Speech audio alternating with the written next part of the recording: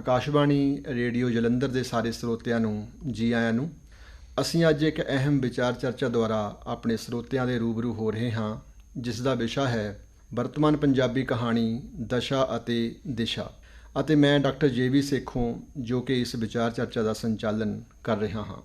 ਜਦੋਂ ਵੀ ਕਹਾਣੀ ਦੀ ਗੱਲ ਤੁਰਦੀ ਹੈ ਤਾਂ ਵਿਦਵਾਨਾਂ ਦੇ ਕਥਨ ਅਨੁਸਾਰ ਕਹਾਣੀ ਦੇ ਬਿਰਤਾਂਤ ਨੂੰ ਮਨੁੱਖੀ ਹੋਂਦ ਜਿੰਨਾ ਹੀ ਪ੍ਰਾਚੀਨ ਮੰਨਿਆ ਜਾਂਦਾ ਹੈ। ਪੰਜਾਬ ਦੀ ਧਰਤੀ ਦੇ ਸੰਦਰਭ ਵਿੱਚ ਸੱਪ ਸਿੰਧੂ ਸੱਭਿਅਤਾ ਵਾਲੇ ਇਸ ਅਮੀਰ ਖਿੱਤੇ ਵਿੱਚ ਪੰਜਾਬੀ ਮਨੁੱਖ ਦੇ ਅਨੁਭਵ ਤੇ ਕਲਪਨਾ ਸ਼ਕਤੀ ਦੇ ਪ੍ਰਗਟਾਵੇ ਦਾ ਅਹਿਮ ਸਰੋਤ ਕਹਾਣੀ ਹੀ ਰਹੀ ਹੈ। ਪੰਜਾਬ ਵਿੱਚ ਕਲਕਲ ਵਗਦੇ ਦਰਿਆ, ਜ਼ਰਖੇਜ਼ ਮੈਦਾਨੀ ਇਲਾਕੇ, ਗਗਨ ਚੁੰਬਦੇ ਪਹਾੜ, ਸੰਘਣੇ ਜੰਗਲ ਅਤੇ 6 ਰੁੱਤਾਂ ਦੇ ਆਉਣ ਜਾਣ ਨਾਲ ਬਦਲਦੇ ਮੌਸਮ ਇਸ ਧਰਤੀ ਦੀਆਂ ਕੁਦਰਤੀ ਨਿਆਮਤਾਂ ਤੇ ਕੁਦਰਤੀ ਕਹਾਣੀਆਂ ਵੀ ਹਨ। ਇਤਿਹਾਸਕ ਤੌਰ ਤੇ ਵੱਖ-ਵੱਖ ਸੱਭਿਆਚਾਰਕ ਪਿਛੋਕੜਾਂ ਵਾਲੇ ਧਾੜਵੀ ਵੀ ਆਪੋ ਆਪਣਾ ਵੱਖੋ ਵੱਖਰਾ ਕਥਾ ਮੁਹਾਂਦਰਾ ਲੈ ਕੇ ਇੱਥੇ ਪੁੱਜਦੇ ਰਹੇ ਹਨ। ਧਾਰਮਿਕ ਤੌਰ ਤੇ ਰਿਸ਼ੀਆਂ ਮੁਨੀਆਂ, ਪੀਰਾਂ ਫਕੀਰਾਂ, ਰਮਤੇ ਜੋਗੀਆਂ, ਗੁਰੂ ਸਾਹਿਬਾਨਾਂ ਦੀ ਧਰਤੀ ਪੰਜਾਬ ਵਿੱਚ ਕਹਾਣੀ ਪਰੰਪਰਾ ਦੇ ਵੱਖੋ ਵੱਖਰੇ ਚਸ਼ਮੇ ਸਮੇਂ-ਸਮੇਂ ਤੇ ਫੁੱਟਦੇ ਰਹੇ ਹਨ। ਰਾਮਾਇਣ, ਮਹਾਭਾਰਤ, ਉਪਨਿਸ਼ਦਾਂ, ਜੈਨੀ ਬੋਧੀ ਜਾਤਕ ਕਥਾਵਾਂ, ਜਨਮ ਸਾਖੀਆਂ, ਕਿੱਸੇ, ਵਾਰਾਂ, ਬਚਨ ਵਰਗੇ ਕਥਾ ਬਿਰਤਾਂਤ ਪੰਜਾਬ ਦੀ ਕਥਾ ਪਰੰਪਰਾ ਵਿੱਚ ਵਸਤੂ, ਰੂਪ ਤੇ ਦ੍ਰਿਸ਼ਟੀ ਪੱਖੋਂ ਨਵੇਂ ਇਜ਼ਾਫੇ ਕਰਦੇ ਰਹੇ। ਆਦਿਕਾਲ ਦੇ ਕਥਾ ਬਿਰਤਾਂਤ ਵਿੱਚ ਕੁਦਰਤੀ ਸ਼ਕਤੀਆਂ ਦੀ ਪੂਜਾ ਅਰਾਧਨਾ, ਦੇਵੀ ਦੇਵਤਿਆਂ, ਅਸੁਰਾਂ ਦੇ ਪਰਾਲੌਕਿਕ ਚਰਿੱਤਰ ਭਰੂ ਰਹਿੰਦੇ ਹਨ। ਮੱਧਕਾਲ ਦੀ ਕਥਾ ਪਰੰਪਰਾ ਵਿੱਚ ਦੰਤ ਕਥਾਵਾਂ, ਮਿੱਥ ਕਥਾਵਾਂ ਤੇ ਲੋਕ ਕਹਾਣੀ ਨਾਲ ਜੁੜੇ ਆਸ਼ਿਕ, ਯੋਧੇ ਤੇ ਫਕੀਰ ਪੰਜਾਬ ਦੇ ਲੋਕ ਨਾਇਕਾਂ ਵਜੋਂ ਸ਼ਰਧਾ ਦੇ ਪਾਤਰ ਬਣ ਕੇ ਪੇਸ਼ ਹੁੰਦੇ ਹਨ। ਪਰ ਆਧੁਨਿਕ ਯੁੱਗ, ਜੋ ਕਿ ਬਸਤੀਵਾਦੀ ਸ਼ਾਸਨ ਦਾ ਯੁੱਗ ਹੈ, ਜਿੱਥੇ ਗਿਆਨ ਵਿਗਿਆਨ, ਛਾਪੇਖਾਨਾ, ਪੱਛਮੀ ਸੰਸਕ੍ਰਿਤੀ, ਉਦਯੋਗਿਕ ਤਰੱਕੀ ਤੇ ਪੂੰਜੀਵਾਦੀ ਜੀਵਨ ਮੁੱਲਾਂ ਦੇ ਪ੍ਰਭਾਵ ਹੇਠਾਂ ਕਹਾਣੀ ਸੁਣਨ ਸੁਣਾਉਣ ਦੀ ਥਾਂ ਛਪਣ, ਪੜ੍ਹਨ ਤੇ ਸਮੀਖਿਆ ਕਰਨ ਦੇ ਪ੍ਰਤੀਮਾਨਾਂ ਨਾਲ ਜੁੜਦੀ ਹੈ। ਇੱਥੇ ਆ ਕੇ ਕਹਾਣੀ ਸਧਾਰਨ ਮਨੁੱਖ ਦੀ ਸਧਾਰਨਤਾ ਨੂੰ ਪੇਸ਼ ਕਰਨ ਵਜੋਂ ਇੱਕ ਆਪਣੇ ਕੇਂਦਰੀ ਮੇਰੂਦੰਡ ਵਜੋਂ ਸਾਡੇ ਸਾਹਮਣੇ ਤਸਲੀਮ ਹੁੰਦੀ ਹੈ। ਤੇ ਇਸ ਕਹਾਣੀ ਵਿੱਚ ਆਮ ਮਨੁੱਖ ਦੇ ਸੁੱਖ ਦੁੱਖ, ਉਦਾਸੀਆਂ, ਸੁਪਨੇ, ਤੌਖਲੇ ਤੇ ਹੋਰ ਉਹ ਸਾਰੀਆਂ ਨਿੱਜੀ ਜੀਵਨ ਦੀਆਂ ਉਲਝਣਾਂ ਸਾਡੇ ਅੱਗੇ ਪੇਸ਼ ਹੁੰਦੀਆਂ ਹਨ। ਇਸ ਨਾਲ 20ਵੀਂ ਸਦੀ ਦੀ ਯਾਤਰਾ ਪੂਰੀ ਕਰਕੇ ਪੰਜਾਬੀ ਕਹਾਣੀ ਮੌਜੂਦਾ ਸਮੇਂ 21ਵੀਂ ਸਦੀ ਦੇ ਪਹਿਲੇ 2 ਦਹਾਕਿਆਂ ਦੀ ਔਧ ਹੰਢਾ ਚੁੱਕੀ ਹੈ। ਇਸ ਨੂੰ ਅਸੀਂ ਬਸਤੀਵਾਦ ਤੋਂ ਉੱਤਰ ਬਸਤੀਵਾਦ ਤੱਕ ਦੇ ਸਫ਼ਰ ਵਜੋਂ ਤਸਲੀਮ ਕਰਦੇ ਹਾਂ, ਜਦੋਂ ਪੰਜਾਬੀ ਕਹਾਣੀ ਮੁੱਢਲੇ ਆਦਰਸ਼ਵਾਦੀ ਯਥਾਰਥਵਾਦ, ਪ੍ਰਗਤੀਵਾਦੀ ਯਥਾਰਥਵਾਦ, ਵਸਤੂਮੁਖੀ ਯਥਾਰਥਵਾਦ ਤੋਂ ਬਾਅਦ ਹੁਣ ਤੱਕ ਦੇ ਉੱਤਰ ਯਥਾਰਥਵਾਦ ਦੇ ਪੜਾਅ ਤੱਕ ਪਹੁੰਚ ਗਈ ਹੈ। ਇਸ ਕਹਾਣੀ ਦੀ ਦਸ਼ਾ ਕੀ ਹੈ? ਇਸ ਕਹਾਣੀ ਦੀ ਦਿਸ਼ਾ ਕੀ ਹੈ? ਇਸ ਕਹਾਣੀ ਦੇ ਵਰਤਮਾਨ ਸਰੋਕਾਰ ਤੇ ਵਰਤਮਾਨ ਸੰਭਾਵਨਾਵਾਂ ਕੀ ਹਨ? ਇਸ ਬਾਰੇ ਵਿਚਾਰ ਚਰਚਾ ਕਰਨ ਲਈ ਅਸੀਂ ਅੱਜ ਆਪਣੇ ਸਟੂਡੀਓ ਦੇ ਵਿੱਚ ਜੋ ਸ਼ਖਸੀਅਤਾਂ ਨੂੰ ਸੱਦਾ ਦਿੱਤਾ ਹੈ, ਮੈਂ ਉਹਨਾਂ ਦਾ ਤੁਆਰਫ ਆਪਣੇ ਸਰੋਤਿਆਂ ਨਾਲ ਕਰਵਾ ਰਿਹਾ। ਮੈਂ ਸਵਾਗਤ ਕਰਦਾ ਹਾਂ ਡਾਕਟਰ ਰਜਿੰਦਰਪਾਲ ਸਿੰਘ ਬਰਾੜ ਜੀ ਦਾ, ਜੋ ਕਿ ਸਾਡੇ ਦਰਮਿਆਨ ਹਾਜ਼ਰ ਨੇ, ਜਿਹੜੇ ਕਿ ਪੰਜਾਬੀ ਯੂਨੀਵਰਸਿਟੀ ਪਟਿਆਲਾ ਤੋਂ ਪੰਜਾਬੀ ਡਿਪਾਰਟਮੈਂਟ ਦੇ ਮੁਖੀ ਵਜੋਂ ਸੇਵਾ ਮੁਕਤ ਹੋਏ ਨੇ ਤੇ ਇਸ ਵੇਲੇ ਡੀਨ ਭਾਸ਼ਾਵਾਂ ਵਜੋਂ ਸੇਵਾ ਨਿਭਾ ਰਹੇ ਹਨ। ਉਹ ਆਪਣੇ ਆਪ ਦੇ ਵਿੱਚ ਅਕਾਦਮਿਕ ਸੰਸਾਰ ਦੀ ਮਾਇਨਾਜ਼ ਹਸਤੀ ਨੇ, ਜਿਨ੍ਹਾਂ ਨੇ ਅਧਿਐਨ ਦੇ ਖੇਤਰ ਵਿੱਚ ਅਧਿਆਪਨ, ਸਾਹਿਤ ਸਮੀਖਿਆ ਤੇ ਖੋਜ ਖੇਤਰ ਦੇ ਵਿੱਚ ਬਹੁਤ ਲੰਮੀਆਂ ਪੁਲਾਂਘਾਂ ਪੱਟੀਆਂ ਨੇ। ਉਹਨਾਂ ਦੇ ਨਾਲ ਹੀ ਮੈਂ ਸਵਾਗਤ ਕਰਦਾ ਹਾਂ ਸ਼੍ਰੀ ਅਜਮੇਰ ਸਿੱਧੂ ਦਾ, ਜੋ ਕਿ ਸੀਨੀਅਰ ਕਹਾਣੀਕਾਰ ਨੇ, ਕਰੀਬ 30 ਸਾਲਾਂ ਤੋਂ ਪੰਜਾਬੀ ਕਹਾਣੀ ਦੀ ਸਿਰਜਣਾ ਨਾਲ ਜੁੜੇ ਹੋਏ ਨੇ ਤੇ ਚੌਥੇ ਦੌਰ ਦੀ ਪੰਜਾਬੀ ਕਹਾਣੀ ਦੇ ਮੋਹਰੀ ਹਸਤਾਖਰ ਨੇ। 4 ਕਥਾ ਪੁਸਤਕਾਂ ਦੇ ਨਾਲ ਉਹ ਪਾਠਕਾਂ ਆਲੋਚਕਾਂ ਦੇ ਵਿੱਚ ਗੰਭੀਰ ਚਰਚਾ ਦੇ ਬਾਇਸ ਬਣ ਚੁੱਕੇ ਨੇ। ਉਹਨਾਂ ਦੇ ਨਾਲ ਹੀ ਮੈਂ ਸਵਾਗਤ ਕਰਦਾ ਹਾਂ ਸਾਡੇ ਨੌਜਵਾਨ ਕਹਾਣੀਕਾਰ ਸਿਮਰਨ ਧਾਲੀਵਾਲ, ਜੋ ਕਿ ਕਾਲਜ ਅਧਿਆਪਕ ਨੇ ਤੇ ਵਰਤਮਾਨ ਪੰਜਾਬੀ ਕਹਾਣੀ ਦੇ ਵਿੱਚ ਜਾਣੇ ਪਹਿਚਾਣੇ ਨਾਮ ਨੇ। 2 ਕਹਾਣੀ ਸੰਗ੍ਰਹਿਾਂ ਦੇ ਨਾਲ ਉਹਨਾਂ ਨੇ ਪੰਜਾਬੀ ਕਥਾਕਾਰੀ ਦਾ ਖੇਤਰ ਹੋਰ ਵਸੀ ਕੀਤਾ। ਸੋ ਮੈਂ ਬਹੁਤ ਸਵਾਗਤ ਕਰਦਾ ਹਾਂ ਆਪਣੇ ਮਹਿਮਾਨਾਂ ਦਾ। ਤੇ ਸਭ ਤੋਂ ਪਹਿਲਾਂ ਮੈਂ ਡਾਕਟਰ ਬਰਾੜ ਜੀ ਵੱਲ ਆਉਂਦਾ ਹਾਂ ਤੇ ਸਾਨੂੰ ਇਹ ਦੱਸੋ ਡਾਕਟਰ ਬਰਾੜ ਸਾਹਿਬ ਕਿ ਵਰਤਮਾਨ ਪੰਜਾਬੀ ਕਹਾਣੀ ਦੇ ਕਿਹੋ ਜਿਹੇ ਪਛਾਣ ਚਿੰਨ੍ਹ ਹਨ, ਖਾਸ ਤੌਰ ਤੇ ਅੱਜ ਦੇ ਸਮੇਂ ਦੇ ਵਿੱਚ ਲਿਖੀ ਜਾ ਰਹੀ ਕਹਾਣੀ ਦੇ ਪਛਾਣ ਚਿੰਨ੍ਹਾਂ ਦੇ ਸੰਦਰਭ ਦੇ ਵਿੱਚ, ਕਿਉਂਕਿ ਤੁਸੀਂ ਉੱਤਰ ਆਧੁਨਿਕਤਾ ਦੇ ਬਾਰੇ ਵੀ ਕੰਮ ਕੀਤਾ ਹੈ ਤੇ ਗੋਸ਼ਟ ਪੰਜਾਬ ਤੱਕ ਦੀ ਜਿਹੜੀ ਤੁਹਾਡੀ ਪੰਜਾਬ ਦੇ ਵੱਖ-ਵੱਖ ਮਸਲਿਆਂ ਤੇ ਪੁਸਤਕ ਆਈ ਹੈ, ਉਹਦੇ ਸੰਦਰਭ ਦੇ ਵਿੱਚ ਕਿਸ ਤਰ੍ਹਾਂ ਦਾ ਸਮਾਜਿਕ ਯਥਾਰਥ ਪੰਜਾਬੀ ਕਹਾਣੀ ਵਿੱਚ ਰੂਪਮਾਨ ਹੋ ਰਿਹਾ ਹੈ? ਦੇਖੋ ਸੇਖੋ ਸਾਹਿਬ, ਸਭ ਤੋਂ ਜਿਹੜੀ ਪਹਿਲੀ ਤੇ ਮਹੱਤਵਪੂਰਨ ਗੱਲ ਇਹ ਹੈ ਕਿ ਜਿਹੜੀ ਸਾਡੀ ਪੰਜਾਬੀ ਕਹਾਣੀ ਪਿਛਲੀ ਸਦੀ ਦੇ ਵਿੱਚ ਸੀ, ਉਹ ਜ਼ਿਆਦਾਤਰ ਕਿਸਾਨੀ ਤੇ ਕੇਂਦਰਿਤ ਸੀ ਤੇ ਨੌਕਰੀ ਪੇਸ਼ਾ, ਖਾਸ ਕਰਕੇ ਅਧਿਆਪਕ ਦੀ ਜਿਹੜੀ ਜ਼ਿੰਦਗੀ ਹੈਗੀ ਆ ਉਹਦੇ ਆਲੇ ਦੁਆਲੇ ਜ਼ਿਆਦਾ ਘੁੰਮਦੀ ਸੀਗੀ ਜੀ।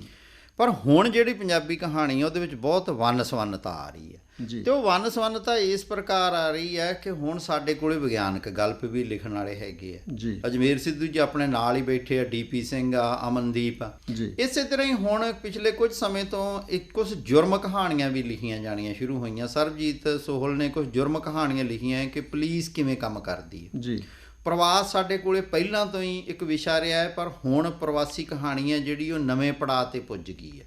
ਇੱਕ ਉਹ ਪੜਾਅ ਸੀ ਕਿ ਜਿਹੜਾ ਅਮਨਪਾਲ ਸਾਰਾ, ਹਰਭਜਨ ਸਿੰਘ ਹੋਰਾਂ ਦਾ ਸੀ, ਜਰਨੈਲ ਸਿੰਘ ਹੋਰਾਂ ਦਾ ਸੀ।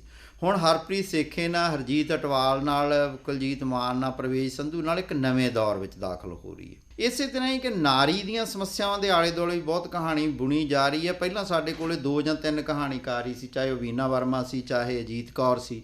ਪਰ ਹੁਣ ਸਰਗੀ ਹੋਈ, ਸਰਜੀਤ ਕੌਰ ਹੋਈ, ਸੁਰਿੰਦਰ ਨੀਰ ਹੋਈ, ਤ੍ਰਿਪਤਾ ਕੇ ਸਿੰਘ ਹੋਇਆ, ਇਹਨਾਂ ਨੇ ਇੱਕ ਨਵੇਂ ਮਿਆਰ ਸਥਾਪਿਤ ਕੀਤੇ। ਇਸੇ ਤਰ੍ਹਾਂ ਦੇਸ਼ ਵੰਡ ਬਾਰੇ ਜਿਹੜੀਆਂ ਸਾਡੀਆਂ ਕਹਾਣੀਆਂ ਸੀ ਨਾ, ਚਾਹੇ ਉਹ ਵਿਰਕ ਸਾਹਿਬ ਦੀਆਂ ਹੋਣ ਤੇ ਚਾਹੇ ਦੁੱਗਲ ਸਾਹਿਬ ਦੀਆਂ ਹੋਣ, ਉਹ ਉਸ ਬੈਡ ਟਾਈਮ ਦੀਆਂ ਗੁੱਡ ਸਟੋਰੀ ਸੀਗੀਆਂ ਕਿ ਉਸ ਮਾੜੇ ਸਮੇਂ ਦੇ ਵਿੱਚ ਚੰਗਾ ਕੀ ਵਾਪਰਿਆ। ਜੀ ਪਰ ਹੁਣ ਦੇਸ਼ ਵੰਡ ਨੂੰ ਨਵੇਂ ਸਿਰਿਓਂ ਕੇ ਇੱਕ ਪਰਿਭਾਸ਼ਿਤ ਕੀਤਾ ਜਾ ਰਿਹਾ ਹੈ ਕਿ ਹੁਣ ਦੂਜੀ ਪੀੜ੍ਹੀ, ਤੀਜੀ ਪੀੜ੍ਹੀ ਉਸ ਘਟਨਾ ਨੂੰ ਕਿਵੇਂ ਦੇਖਦੀ ਹੈ। ਇਸੇ ਤਰ੍ਹਾਂ ਮੈਂ ਦੇਖਦਾ ਹਾਂ ਕਿ ਹੁਣ ਇਤਿਹਾਸ ਤੇ ਮਿਥਿਹਾਸ ਨੂੰ, ਫੌਜੀ ਜੀਵਨ ਨੂੰ, ਮਨੋਵਿਗਿਆਨਕ ਵਿਸ਼ਿਆਂ ਨੂੰ ਵੀ ਪਕੜਿਆ ਜਾ ਰਿਹਾ ਹੈਗਾ ਤੇ ਉਹਨਾਂ ਵਿਸ਼ਿਆਂ 'ਤੇ ਕਹਾਣੀਆਂ ਲਿਖੀਆਂ ਜਾ ਰਹੀਆਂ ਜਿਨ੍ਹਾਂ 'ਤੇ ਕਿਵੇਂ ਨਹੀਂ ਪਹਿਲਾਂ ਕਦੇ ਕਹਾਣੀ ਨਹੀਂ ਲਿਖੀ ਗਈ ਸੀ। ਜੇ ਤੁਹਾਨੂੰ ਯਾਦ ਹੋਵੇ ਬਲਵਿੰਦਰ ਗਲੇਬਾਰੀ ਦੀ ਡਬੋਲੀਆ, ਕਿ ਕਿਸ ਤਰ੍ਹਾਂ ਮਤਲਬ ਕਿ ਜਿਹੜੇ ਬੰਦੇ ਕਿਸੇ ਨਹਿਰਾਂ 'ਚੋਂ ਲਾਸ਼ਾਂ ਕੱਢਦੇ ਨੇ ਉਹ ਕਿਸ ਕਿਸਮ ਦਾ ਜੀਵਨ ਜਿਉਂਦੇ ਆ। ਜੀ ਜੀ ਇਸੇ ਤਰ੍ਹਾਂ ਹੀ ਕਿ ਇੱਕ ਭਾਈਚਾਰੇ ਦੇ ਬਾਰੇ ਬਹੁਤ ਘੱਟ ਗੱਲ ਹੁੰਦੀ ਸੀ ਜਿਹਨੂੰ LGBT ਭਾਈਚਾਰਾ ਕਹਿੰਦੇ ਹੈਗੇ, ਲੈਸਬੀਅਨ, ਗੇਜ਼, ਇਹਨਾਂ ਬਾਰੇ ਬਹੁਤ ਘੱਟ ਗੱਲ ਹੁੰਦੀ ਸੀਗੀ। ਪਰ ਚਾਹੇ ਸਕੀਰਤ ਦੀਆਂ ਕਹਾਣੀਆਂ ਹੋਣ, ਅਨੇਮਨ ਸਿੰਘ ਦੀਆਂ ਕਹਾਣੀਆਂ ਹੋਣ, ਇਸੇ ਤਰ੍ਹਾਂ ਹੀ ਪੰਜਾਬੀ ਕਹਾਣੀ ਦੇ ਵਿੱਚ ਜਿਹੜਾ ਕੁਝ ਵੀ ਨਵਾਂ ਆਵੇ ਨਾ ਉਹ ਤੁਰੰਤ ਹੀ ਵਿਸ਼ਾ ਬਣ ਜਾਂਦਾ, ਚਾਹੇ ਕਰੋਨਾ ਹੋਵੇ, ਚਾਹੇ ਉਹ ਕਿਸਾਨੀ ਅੰਦੋਲਨ ਹੋਵੇ। ਮੈਂ ਇਹ ਸਮਝਦਾ ਹਾਂ ਕਿ ਪੰਜਾਬੀ ਕਹਾਣੀ ਦਾ ਜੇ ਇਸ ਸਦੀ ਦੀ ਪਛਾਣ ਚਿੰਨ੍ਹ ਦਰਸਾਉਣੀ ਹੋਵੇ ਤਾਂ ਉਹਨੂੰ ਵੰਨ ਸਵੰਨਤਾ ਨਾਲ ਪਰਿਭਾਸ਼ਿਤ ਕੀਤਾ ਜਾ ਸਕਦਾ ਹੈ ਕਿ ਵਿਸ਼ਿਆਂ ਵਿੱਚ ਬਹੁਤ ਵੰਨ ਸਵੰਨਤਾ ਆਈ ਹੈ। ਜੀ ਵਿਸ਼ਿਆਂ ਦੀ ਵੰਨ ਸਵੰਨਤਾ ਦੀ ਤੁਸੀਂ ਗੱਲ ਕੀਤੀ ਹੈ ਕਿ ਪੰਜਾਬੀ ਕਹਾਣੀ ਦਾ ਜਿਹੜਾ ਵਰਤਮਾਨ ਦ੍ਰਿਸ਼ ਹੈ ਉਹਦੇ ਵਿੱਚ ਸਬਜੈਕਟ ਦੇ ਪੱਖੋਂ, ਵਿਸ਼ਿਆਂ ਪੱਖੋਂ, ਉਹਦੀ ਕਲਾ ਪੱਖੋਂ ਤੇ ਉਹਦੇ ਰੂਪਕ ਪੱਖ ਤੋਂ ਵੀ ਬਹੁਤ ਸਾਰੀਆਂ ਜਿਹੜੀਆਂ ਵੰਨ ਸਵੰਨਤਾਵਾਂ ਦਾ ਦ੍ਰਿਸ਼ ਸਾਨੂੰ ਦੇਖਣ ਨੂੰ ਮਿਲਦਾ ਹੈ। ਤੇ ਮੈਂ ਅਜਮੇਰ ਸਿੱਧੂ ਜੀ ਤੁਹਾਡੇ ਵੱਲ ਆਉਣਾ, ਸੰਨ 47 ਦੀ ਕਹਾਣੀ ਬਾਰੇ ਬਰਾੜ ਸਾਹਿਬ ਨੇ ਗੱਲ ਕੀਤੀ ਹੈ। ਤੁਸੀਂ ਵੀ ਸੰਨ 47 ਦੇ ਬਾਰੇ ਬਹੁਤ ਅੱਛੀਆਂ ਕਹਾਣੀਆਂ ਲਿਖੀਆਂ, ਕਿਸਾਨੀ ਬਾਰੇ ਲਿਖਿਆ ਹੈ, ਮੱਧ ਵਰਗੀ ਜੀਵਨ ਬਾਰੇ ਲਿਖਿਆ ਹੈ, ਇੱਥੋਂ ਤੱਕ ਕਿ ਜਿਵੇਂ ਸਾਇੰਸ ਫਿਕਸ਼ਨ ਦੀ ਗੱਲ ਕੀਤੀ ਹੈ ਬਰਾੜ ਸਾਹਿਬ ਨੇ। ਤੁਹਾਡੀਆਂ ਬਹੁਤੀਆਂ ਕਹਾਣੀਆਂ ਇਸ ਕਿਸਮ ਦੀਆਂ ਹਨ। ਤੁਸੀਂ ਵਰਤਮਾਨ ਪੰਜਾਬੀ ਕਹਾਣੀ ਦੇ ਹਵਾਲੇ ਦੇ ਨਾਲ ਸਾਡੇ ਸਰੋਤਿਆਂ ਨੂੰ ਦੱਸੋ ਕਿ ਪੰਜਾਬੀ ਕਹਾਣੀ ਦੇ ਵਿੱਚ ਅਜਿਹੇ ਨਵੇਂ ਵਿਸ਼ੇ ਕਿਸ ਤਰੀਕੇ ਦੇ ਨਾਲ ਤੇ ਕਿਸ ਪੱਧਰ ਦੇ ਹੋਰ ਵੀ ਆ ਰਹੇ ਨੇ ਸਾਇੰਸ ਫਿਕਸ਼ਨ ਦੇ ਜਾਂ 47 ਦੇ ਬਾਰੇ? ਸੇਖੋਂ ਸਾਹਿਬ, ਪੰਜਾਬੀ ਕਹਾਣੀ ਦੇ ਵਿੱਚ ਲਗਭਗ ਮੈਂ 1995 'ਚ ਕਹਾਣੀ ਲਿਖਣੀ ਸ਼ੁਰੂ ਕੀਤੀ ਸੀ। ਮੈਂ ਉਦੋਂ ਤੋਂ ਵੇਖ ਰਿਹਾ ਹਾਂ ਵੀ ਸਾਡੇ ਕੋਲ, ਜਿਵੇਂ ਸਾਡੇ ਤੋਂ ਪਹਿਲਾਂ ਲਗਭਗ ਬਰਾੜ ਸਾਹਿਬ ਨੇ ਵੀ ਗੱਲ ਕੀਤੀ ਆ ਵੀ ਕਿਸਾਨੀ ਜੀਵਨ ਦੀ ਕਹਾਣੀ ਲਿਖੀ ਜਾ ਰਹੀ ਸੀ, ਜਾਂ ਮਹਾਜਨੀ ਕਲਚਰ ਹੈ ਜਿਹੜਾ ਉਹਦੇ ਉੱਤੇ ਔਰਤ ਮਰਦ ਦੇ ਸੰਬੰਧਾਂ 'ਤੇ ਕਹਾਣੀ ਲਿਖੀ ਜਾ ਰਹੀ ਸੀ। ਪਰ ਜਿਹੜਾ ਇਹ ਚੌਥੇ ਪੜਾਅ ਦਾ ਮਤਲਬ ਸਾਡੇ ਕੋਲ ਇੱਕ ਪੀੜ੍ਹੀ ਆਉਂਦੀ ਆ, ਉਸ ਵੇਲੇ ਬਹੁਤ ਸਾਰੇ ਵੱਖ-ਵੱਖ ਵਰਗਾਂ 'ਚੋਂ, ਵੱਖ-ਵੱਖ ਜਾਤਾਂ ਨਾਲ ਸੰਬੰਧਿਤ, ਵੱਖ-ਵੱਖ ਖਿੱਤਿਆਂ ਨਾਲ ਸੰਬੰਧਿਤ ਵੱਡੀ ਗਿਣਤੀ ਦੇ ਵਿੱਚ ਕਹਾਣੀਕਾਰ ਆਏ, ਨੌਜਵਾਨ ਕਹਾਣੀਕਾਰ। ਹਾਂਜੀ, 30-35 ਕਹਾਣੀਕਾਰ ਸਾਡੇ ਕੋਲ ਆਏ ਆ ਔਰ ਉਹਨਾਂ ਕੋਲ ਵਿਸ਼ਿਆਂ ਦੀ ਵੀ ਬੰਨਸਬੰਨਤਾ ਸੀ, ਉਹਨਾਂ ਕੋਲ ਆਪਣਾ ਕਲਚਰ ਸੀ, ਆਪਣੀ ਭਾਸ਼ਾ ਸੀਗੀ ਤੇ ਉਹਦੇ ਨਾਲ ਸਾਡੀ ਪੰਜਾਬੀ ਦੀ ਕਹਾਣੀ ਜਿਹੜੀ ਆ ਉਹ ਬਹੁਤ ਅਮੀਰ ਹੋਈ ਆ ਜੀ। ਔਰ ਖ਼ਾਸ ਤੌਰ 'ਤੇ ਮੰਨ ਲਓ ਜੇ ਅਸੀਂ ਕਿਸਾਨੀ ਦੀ ਵੀ ਗੱਲ ਕੀਤੀ ਆ ਤਾਂ ਉਹਨੂੰ ਪਹਿਲੇ ਨਾਲੋਂ ਤੋੜ ਕੇ ਨਵੇਂ ਜਾਣੀ ਕਿ ਜਿਹੜੇ ਪੈਰਾਡਾਈਮ ਆ ਉਹ ਪੇਸ਼ ਕੀਤੇ ਗਏ। ਇਵੇਂ ਹੀ ਦਲਿਤ ਇਸ਼ੂ ਦੇ ਉੱਤੇ ਬਹੁਤ ਅੱਛੀਆਂ ਕਹਾਣੀਆਂ ਲਿਖੀਆਂ ਗਈਆਂ। ਇਵੇਂ ਹੀ ਔਰਤ ਜੀਵਨ ਦੇ ਉੱਤੇ, ਜੇ ਮੈਂ ਆਪਣੀ ਗੱਲ ਕਰਨੀ ਹੋਵੇ, ਮਤਲਬ ਮੇਰੀਆਂ ਲਗਭਗ 50% ਜਿਹੜੀਆਂ ਕਹਾਣੀਆਂ ਆ ਉਹ ਔਰਤ ਜੀਵਨ ਦੇ ਨਾਲ ਸੰਬੰਧਿਤ ਨੇ।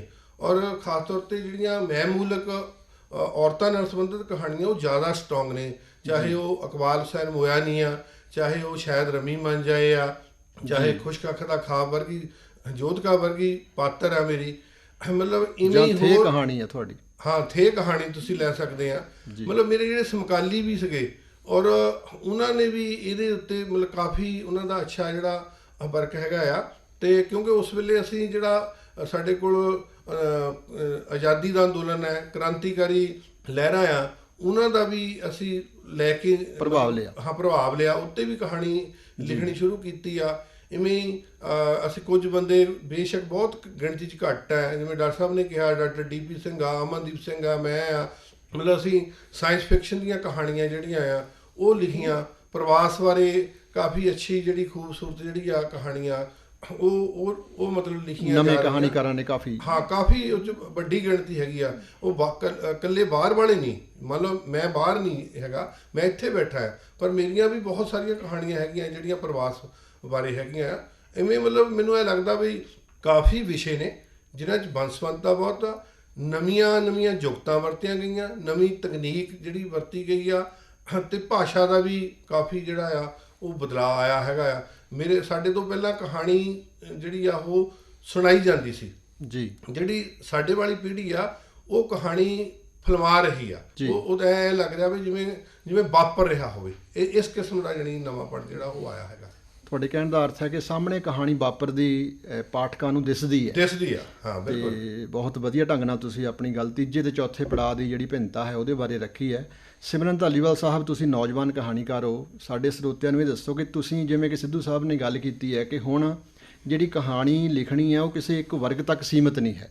ਇਹ ਕੋਈ ਲਾਜ਼ਮੀ ਨਹੀਂ ਹੈ ਕਿ ਦਲਿਤ ਵਰਗ ਦਾ ਕਹਾਣੀਕਾਰ ਹੀ ਦਲਿਤ ਬਾਰੇ ਲਿਖ ਸਕਦਾ। ਤੁਸੀਂ ਔਰਤ ਮਰਦ ਰਿਸ਼ਤਿਆਂ ਦੇ ਬਾਰੇ ਬਹੁਤ ਖੂਬਸੂਰਤ ਕਹਾਣੀਆਂ ਲਿਖੀਆਂ। ਔਰਤ ਦੇ ਮਨ ਦੀਆਂ ਕਈ ਕੁੰਦਰਾਂ ਤੁਹਾਡੀ ਕਹਾਣੀ ਦੇ ਵਿੱਚ ਜ਼ਾਹਰ ਹੁੰਦੀਆਂ। ਤੁਸੀਂ ਇਸ ਤਰ੍ਹਾਂ ਕਹਾਣੀ ਦਾ ਜਿਹੜਾ ਵਿਸ਼ਾ ਹੈ ਉਹ ਕਿਸ ਤਰ੍ਹਾਂ, ਉਸ ਵਿਸ਼ੇ ਨੂੰ ਕਿਸ ਤਰ੍ਹਾਂ ਕਹਾਣੀ ਦੇ ਵਿੱਚ ਉਹਦਾ ਗਲਪੀਕਰਨ ਕਰਦੇ ਹੋ? ਜਿਵੇਂ ਕਿ ਤੁਹਾਡੀ ਕਹਾਣੀਆਂ ਦਿਲ ਦੀਆਂ ਗੱਲਾਂ, ਭੇਦ ਵਾਲੀ ਗੱਲ ਹੈ, ਮੈਂ ਨਾਟਕ ਤੇ ਜ਼ਿੰਦਗੀ, ਜਾਂ ਰੋਜ਼ ਡੇ ਕਹਾਣੀ ਹੈ, ਬਹੁਤ ਪਾਠਕਾਂ ਵਿੱਚ ਚਰਚਿਤ ਹੋਈਆਂ। ਤੁਸੀਂ ਸਮਕਾਲੀ ਕਹਾਣੀ ਦੇ ਹਵਾਲੇ ਦੇ ਨਾਲ ਇੱਕ ਮਰਦ ਦੇ ਨਜ਼ਰੀਏ ਤੋਂ ਔਰਤ ਦੇ ਭਾਵਾਂ ਨੂੰ ਪੇਸ਼ ਕਰਨ ਦੇ ਵਜੋਂ ਕੀ ਇਹਤਿਆਤ ਰੱਖਦੇ ਹੋ?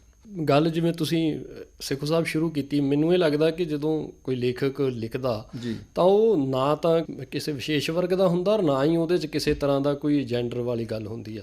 ਲੇਖਕ ਨੇ ਮਨੁੱਖ ਦੀ ਗੱਲ ਕਰਨੀ ਆ, ਉਹਦੇ ਦੁੱਖਾਂ ਸੁੱਖਾਂ ਦੀ ਗੱਲ ਕਰਨੀ ਆ, ਮਨੁੱਖ ਦੇ ਮਨ ਨੂੰ ਸਮਝਣਾ। ਔਰ ਮਨ ਬਹੁਤ ਵਿਸ਼ਾਲ, ਅਸੀਂ ਇਹ ਮੰਨਦੇ ਹਾਂ। ਅਸੀਂ ਇਹ ਮੰਨਦੇ ਹਾਂ ਕਿ ਜਿਹੜੀ ਸਾਡੀ ਅੰਦਰ ਦੀ ਦੁਨੀਆ ਉਹ ਸਾਡੇ ਬਾਹਰੀ ਸੰਸਾਰ ਨਾਲੋਂ ਵੀ ਕਿਤੇ ਜ਼ਿਆਦਾ ਵੱਡੀ ਆ, ਕਿਤੇ ਜ਼ਿਆਦਾ ਵੱਡੀ ਤੇ ਤਾਕਤਵਰ। ਬਿਲਕੁਲ ਜੀ। ਸੋ ਇਸ ਕਰਕੇ ਪਹਿਲੀ ਤਾਂ ਸੀਮਾ ਇੱਥੇ ਹੀ ਖਤਮ ਹੋ ਜਾਂਦੀ ਕਿ ਮਰਦ ਜਿਹੜਾ ਉਹ ਔਰਤ ਮਨ ਦੀ ਗੱਲ ਨਹੀਂ ਕਰ ਸਕਦਾ, ਜਾਂ ਔਰਤ ਮਰਦ ਦੇ ਮਨ ਦੀ ਗੱਲ ਨਹੀਂ ਕਰ ਸਕਦੀ। ਇਸ ਤਰ੍ਹਾਂ ਦੀ ਕਿਸੇ ਤਰ੍ਹਾਂ ਦੀ ਵੀ ਕੋਈ ਉਹ ਸੀਮਾ ਨਹੀਂ ਹੈ। ਤਾਂ ਜਦੋਂ ਮੈਂ ਇਸ ਤਰ੍ਹਾਂ ਦੀਆਂ ਕਹਾਣੀਆਂ ਲਿਖਦਾ ਤਾਂ ਇਕੱਲੀਆਂ ਔਰਤ ਮਰਦ ਦੀਆਂ ਹੀ ਕਹਾਣੀਆਂ ਨਹੀਂ, ਹਰ ਕਹਾਣੀ ਲਿਖਦਿਆਂ, ਹਰ ਪਾਤਰ ਨੂੰ ਸਿਰਜਦਿਆਂ ਮੇਰੇ ਸਭ ਤੋਂ ਪਹਿਲਾਂ ਜਿਹੜੀ ਗੱਲ ਦਿਮਾਗ 'ਚ ਹੁੰਦੀ ਕਿ ਮੈਂ ਇਹ ਦੇਖਦਾ ਕਿ ਉਹ ਬੰਦਾ, ਉਹ ਪਾਤਰ ਉਸ ਸਥਿਤੀ ਤੇ ਕਿਸ ਤਰ੍ਹਾਂ ਸੋਚ ਰਿਹਾ, ਉਸ ਸਥਿਤੀ ਨੂੰ ਦੇਖ ਕਿਸ ਤਰ੍ਹਾਂ ਰਿਹਾ। ਤਾਂ ਜਦੋਂ ਮੈਂ ਇਹ ਕਹਾਣੀਆਂ ਫਿਰ ਸਿਰਜਦਾ ਤਾਂ ਮੈਂ ਉਹ ਚੀਜ਼ਾਂ ਲੱਭਦਿਆਂ, ਉਸ ਮਨੋਦਸ਼ਾ ਨੂੰ ਲੱਭਦਿਆਂ ਆਪਣੀ ਕਹਾਣੀ ਦੀ ਜਿਹੜੀ ਉਹ ਸਿਰਜਣਾ ਪੂਰੀ ਕਰਦਾ। ਔਰ ਇਤਿਹਾਸ ਇਸ ਤਰ੍ਹਾਂ ਦੀ, ਤੁਸੀਂ ਮੈਨੂੰ ਹਮੇਸ਼ਾ ਇਹ ਲੱਗਦਾ ਹੁੰਦਾ ਕਿ ਤੁਹਾਡੀ ਗੱਲ ਬਹੁਤ ਕਲਾਤਮਕ ਢੰਗ ਨਾਲ ਹੋਣੀ ਜ਼ਰੂਰੀ ਆ, ਕਿਉਂਕਿ ਇਹਨਾਂ ਕਾਮ ਦਾ ਜਾਂ ਇਹ ਸਾਰੀਆਂ ਚੀਜ਼ਾਂ ਦਾ ਇਹ ਦੇਖਣ ਦੀ ਲੋੜ ਆ ਕਿ ਸਾਡੀ ਜ਼ਿੰਦਗੀ ਦੇ ਵਿੱਚ ਹਿੱਸਾ ਕਿੰਨਾ। ਮਤਲਬ ਤੁਸੀਂ ਇਸ ਚੀਜ਼ ਨੂੰ ਕੋਈ ਬਹੁਤ ਕੋਈ ਸਨਸਨੀ ਵਾਂਗ, ਕੋਈ ਉਸ ਤਰ੍ਹਾਂ ਦਿਖਾਉਣ ਵਾਂਗ ਨਾ ਦਿਖਾਓ।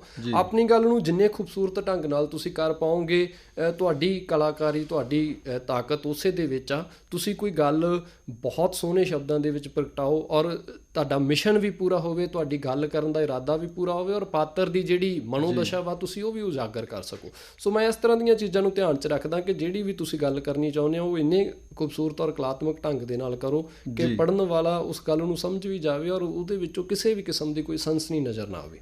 ਮੈਂ ਬਹੁਤ ਵਧੀਆ ਢੰਗ ਨਾਲ ਤੁਸੀਂ ਇਸ ਗੱਲ ਦਾ ਜ਼ਾਹਰ ਕੀਤਾ ਕਿ ਜਿਵੇਂ ਮੈਨੂੰ ਕੁਲਵੰਤ ਸਿੰਘ ਵਿਰਕ ਦੀ ਇੱਕ ਗੱਲ ਯਾਦ ਆ ਰਹੀ ਹੈ।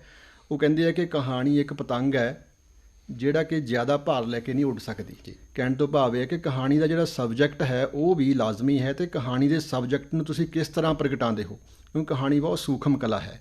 ਸੋ ਬਰਾੜ ਸਾਹਿਬ, ਆਪਾਂ ਇਸੇ ਗੱਲ ਨੂੰ ਅੱਗੇ ਵਧਾਉਂਦੇ ਹੋਏ ਹੁਣ ਦੀ ਕਹਾਣੀ ਬਾਰੇ ਗੱਲ ਕਰਦੇ ਹਾਂ ਕਿ ਕਹਾਣੀ ਜਿਹੜੀ ਮੌਜੂਦਾ ਸਮੇਂ ਲਿਖੀ ਜਾ ਰਹੀ ਹੈ, ਤੁਸੀਂ ਬਾਕੀ ਸਾਹਿਤ ਦੀਆਂ ਵਿਧਾਵਾਂ ਵੀ ਪੜ੍ਹਦੇ ਹੋ, ਕਿੰਨੀ ਕੁ ਸਮਰੱਥ ਹੈ ਇਹ ਸਮਕਾਲੀ ਵਸਤੂ ਜੋ ਯਥਾਰਥ ਹੈ, ਸਮਾਜਿਕ ਸਥਿਤੀ ਹੈ, ਉਸ ਨੂੰ ਪ੍ਰਗਟਾਉਣ ਦੇ ਵਿੱਚ ਬਾਕੀ ਵਿਧਾਵਾਂ ਦੇ ਮੁਕਾਬਲਤਨ ਕਹਾਣੀ ਸਾਡੀ ਇਸ ਦੌਰ ਦੀ ਕਿੰਨੀ ਕੁ ਸਮਰੱਥ ਹੈ? ਦੇਖੋ, ਇੱਕ ਵਾਕ ਬਹੁਤ ਮਸ਼ਹੂਰ ਹੋਇਆ ਸੇਖੋਂ ਸਾਹਿਬ, ਉਹ ਵਾਕ ਮਸ਼ਹੂਰ ਹੋਇਆ ਕਿ ਵੀ ਬਾਕੀ ਜਿਹੜੀਆਂ ਵਿਧਾਵਾਂ ਉਹ ਤਾਂ ਨਹੀਂ, ਪਰ ਜਿਹੜੀ ਕਹਾਣੀ ਆ ਉਹ ਵਿਸ਼ਵ ਪੱਧਰ ਦੀ ਹੈ ਸਾਡੀ। ਜੀ ਜੀ ਜੀ। ਚਲੋ, ਇਹ ਇੱਕ ਚੰਗੀ ਗੱਲ ਹੈਗੀ ਹੈ ਕਿ ਆਪਣੇ ਬਾਰੇ ਜਾਂ ਆਪਣੀ ਵਿਧਾ ਬਾਰੇ ਇਹ ਗੱਲ ਕਹਿਣੀ। ਸੁਣਨ ਚੰਗਾ ਲੱਗਦਾ। ਪਰ ਜਿਹੜੀ ਤੁਸੀਂ ਪਹਿਲਾਂ ਗੱਲ ਕਹੀ ਨਾ ਆਪਣੇ ਵਿਰਕ ਸਾਹਿਬ ਦੇ ਹਵਾਲੇ ਨਾਲ, ਕਾਹਨ ਸਿੰਘ ਵਿਰਕ ਦੇ ਹਵਾਲੇ ਨਾਲ, ਕਿ ਵੀ ਇਹ ਪਤੰਗ ਵਰਗੀ ਹੁੰਦੀ ਆ, ਬਹੁਤਾ ਭਾਰ ਨਹੀਂ ਝੱਲ ਸਕਦੀ। ਅੰਗਰੇਜ਼ੀ ਦੇ ਵਿੱਚ ਤਾਂ ਮੈਂ ਕਹਿੰਦੀ ਸ਼ਾਰਟ ਸਟੋਰੀ। ਜੀ ਜੀ।